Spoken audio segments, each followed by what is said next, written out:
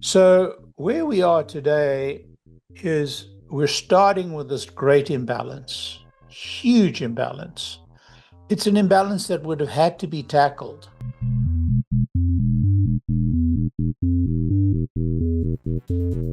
One time or another, and it's taken this president to recognize that fact. None of us were talking about this before he talked about it. None of us recognized it, and none of us did the investigation as to these gigantic imbalances. So it's going to come as a shock to the system. There's no doubt about it, and a lot of people are going to be hurt by it. But ultimately, I think it's in the very great interests of this country. Yeah, I think one of the things, Larry, that you and I talked about well over a year ago when this was first coming up was the idea of the strategic nature of what needed to be done. But we never, to your point, we never talked about the other side, which was this imbalance over that long period of time and the impact that it was having on our overall economy, hollowing out the middle class, as they say. But the strategic part, this is where Bessent talks about how brilliant Trump is. He recognized the strategic problem.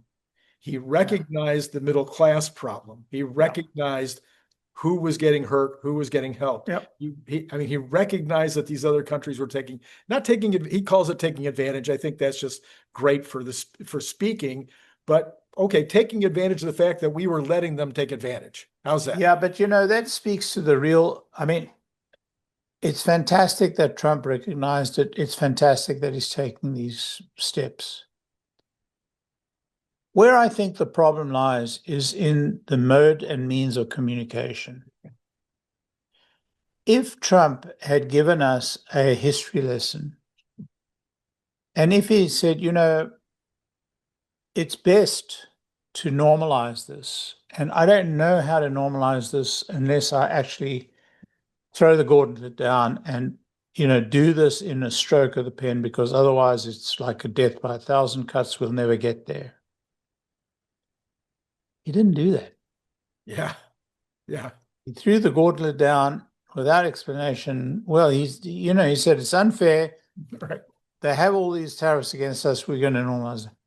So I think he's not a great communicator. I think he is a far better negotiator or negotiation strategist than he is a communicator.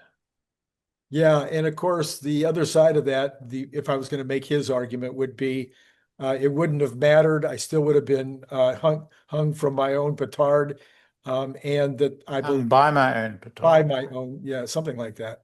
Yeah. Well, he would have been hung by his enemies, not by himself.